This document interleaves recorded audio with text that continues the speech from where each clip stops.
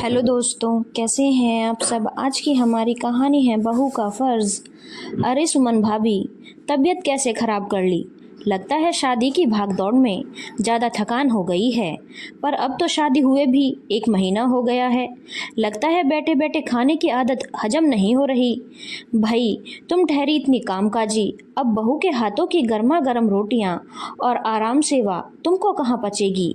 वह तो कल भैया से बात हुई थी, तब बता रहे थे तेरी भाभी की आजकल तबीयत सही नहीं रहती है, सर में दर्द रहने लगा है। मुझे तो सुन के आश्चर्य हुआ। बहू के आने के बाद तो बल्कि सास की तबीयत सही हो जाती है, यहाँ तुम्हारी तबीयत खराब हो रही है। उल्टी गंगा कैसे बह गई। वह तो मैं लोकल में थी, इसीलिए सोचा चलो एक बार हाल चाल मालूम करके आती हूँ। चलो अब बताओ मुझे क्या हुआ है। अपनी ननद रजनी की बात सुनकर उसकी भाभी सुमन जी ने कहा, क्या बताऊं जीजी, मैंने तो कितने अरमानों से घरेलू बहू का सपना देखा था। मुझे लगता था नौकरी वाली बहू आएगी तो वह है हमें और बेटे को क्या करके देगी, ऊपर से उसके भाव होंगे सो अलग। मुझे क्या पता था यहाँ तो बिना नौकरी वाली लड़की भी ऐसी आएगी, बल्कि उससे भी 2-4 कदम आगे है। क्या बताऊं जीजी, सुबह 9 बजे से पहले तो उठती ही नहीं है। मैं सारा काम करती रहती हूँ, आकर देखती रहती है, पर मदद के लिए आगे से कुछ नहीं कहती। थोड़ा बहुत अगर मैं कुछ कह देती हूँ तभी करती है, पर अपने मन से कुछ नहीं सोचती। सभी ने कितना समझाया था कि इंजीनियर बेटा है, इतनी अच्छी अच्छी लड़कियों के साथ संबंध आ रहे हैं, पर मुझ पर तो बिना नौकरी वाली लड़की का भूत सवार था। मैं अब तक यही समझती थी कि बिना नौकरी वाली लड़की आएगी, हमारी सेवा करेगी, घर में सभी खुश रहेंगे। मुझे क्या पता था यह ऐसी निकलेगी। अरे हमारी तो छोड़ो, सुबह बेटे को भी चाय नाश्ता नहीं बना कर देती और शाम को बेटे के ऑफिस आ जाने के बाद भी गर्म खाना मैं ही बनाती हूँ। मेरे तो कर्म ही फूट गए अपना दुखड़ा किससे कह भी तो नहीं सकती। अपने पैरों पर कुल्हाड़ी जो मार ली। उधर राजेश भैया की बहू को देखो, सुबह 9 बजे नौकरी पर निकल जाती है, पर उससे पहले घर के सारे काम करती है, हंसती रहती है, काम भी फुर्ती से करती है। यहाँ तो हमारी का मुंह पता नहीं किस बात पर सूजा रहता है। तंग आ गई मैं तो उसको देख देख के, मेरे तो सर में दर्द रहने लगा है। पहले मैं 3 जनों का काम करूं, क्या करूं जीजी, कुछ समझ ही नहीं आता, कैसी बहू को लाइन पर लाऊं। अरे भाभी, काहे की चिंता करती हो, अब बहू आ गई है तो यह सोचो कि अगर तुम्हारी बेटी होती उसके लिए भी तो तुम करके हाथों से देती, अब वही सब बहू के लिए कर दो। जी जी, कहना बहुत आसान है, करना नहीं।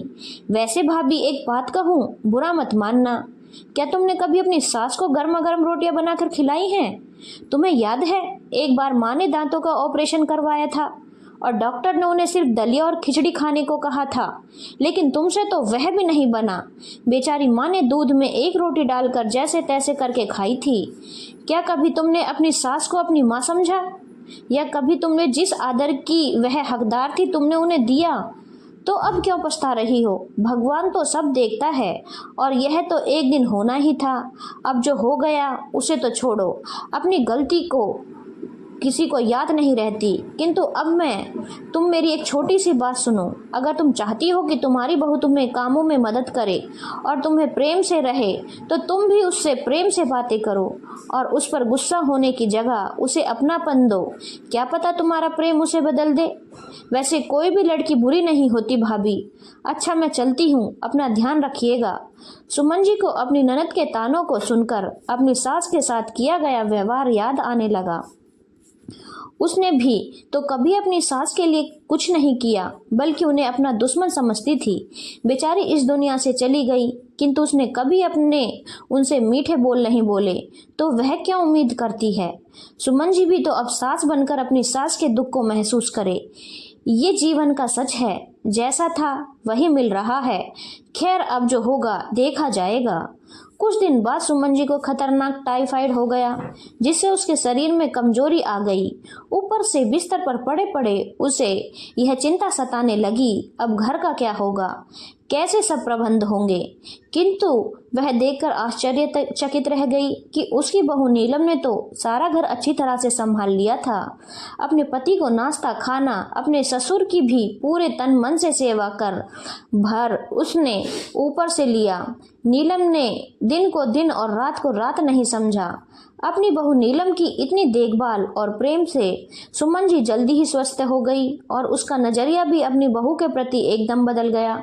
सुमन जी को अपनी बहू में बेटी की झलक दिखाई देने लगी और उस पर अत्यधिक प्रेम आने लगा। जब सुमन जी पूर्ण रूप से स्वस्थ हो गई, तब एक दिन उन्होंने नीलम से पूछा, नीलम बेटा, तुम तो घर के हर काम में माहिर हो, फिर इतने दिनों तक तुमने कोई भी काम क्यों नहीं किया?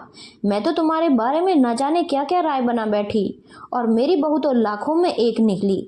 तब नीलम ने कहा, मम्मी जी, जब मैं ससुराल आ रही थी तब मेरी मम्मी ने मुझसे कहा था, बेटा अपने सास ससुर को अपने माता पिता मानना, वह जो भी कहें उनकी हर आज्ञा का पालन करना। अगर वह गुस्से में तुझे कभी डांट भी दें या कुछ कह भी दें तो कभी बुरा मत मानना।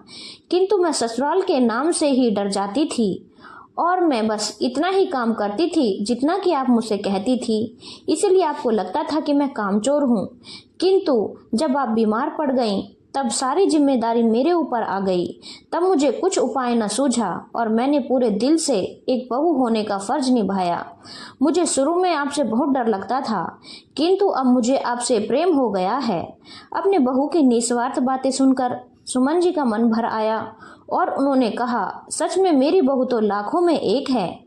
मैंने ऐसी बहू लाकर कोई भूल नहीं की। मेरी बहू सच में हीरा है। और ऐसा कहकर उन्होंने अपनी बहू को गले से लगा लिया। धन्यवाद दोस्तों। अगर आपको कहानी अच्छी लगी हो तो चैनल को लाइक, शेयर और सब्सक्राइब करना ना भूलें।